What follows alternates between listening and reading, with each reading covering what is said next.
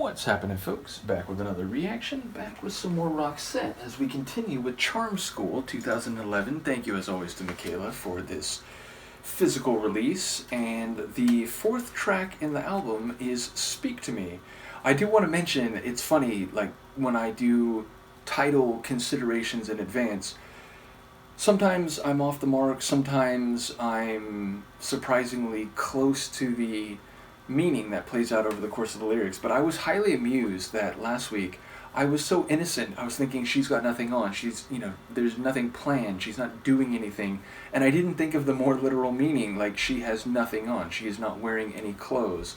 So yes, ultimately I was amused at that, and I put it down to my sheer innocence. In any case, Speak to Me, it sounds like a desire to communicate. I mean, that's more or less a literal interpretation, but I take that to be representative of a broader desire to be connected to someone, maybe to reestablish connections. Maybe there has been a breakdown in communication verbally, but also emotionally, interpersonally. And so the idea of like, hey, tell me what's going on, speak to me, let me know what you're thinking or feeling, seems like that could be a meaning. Of course, it might be only one part of a larger narrative, even if that is some essence of the meaning. So let's see what I can pick up on a first hearing. This is Roxette. The song is Speak to Me, and it's from the 2011 album Charm School.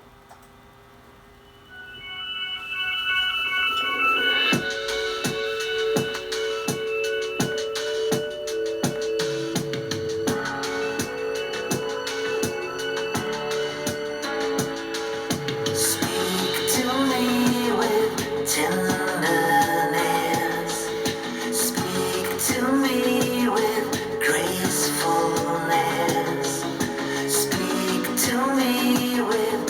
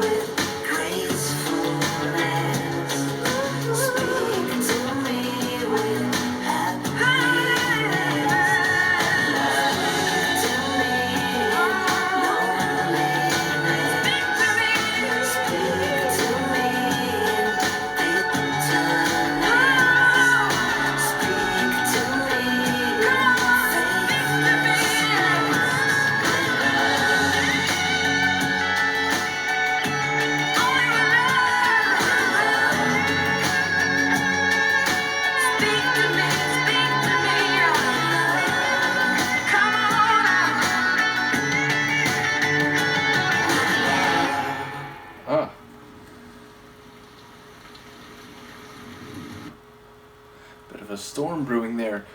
So I like so much of this track sonically, but at the center of it all, it's Marie's vocals, right? Like, Pear starts and I'm thinking about the lines, speak to me with gracefulness and tenderness and happiness, and then suddenly, like, with bitterness and loneliness, it's like, okay, so I'm starting to have some thoughts about the themes or potential meanings, and then boom, in comes Marie with her first verse, and it just really takes the track to another level. And still, like, the track is getting fuller, it's changing at the measure breaks, like, sonically, but it's really when her voice comes in that it goes to another level. And then for the middle and last thirds of the track, she's doing these backing vocals after Pear's lines that are just like, oh, they're so great. Like, the flourishes, the feeling in them, even though she's just either like, saying a word or a phrase or just melodically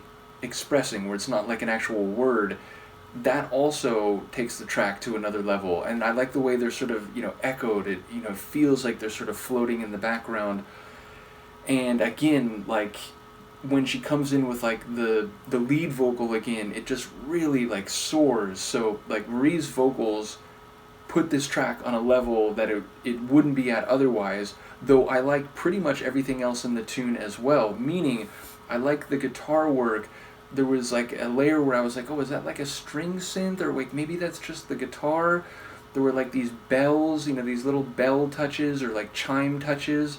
Those were nice. I enjoyed the way the percussion got a bit stronger at a couple points along the way. So I like the chronology in all the little parts of the track, as well as Pear's vocals, which had kind of that, like, I don't know, raspy kind of washed out sound, or like soft delivery.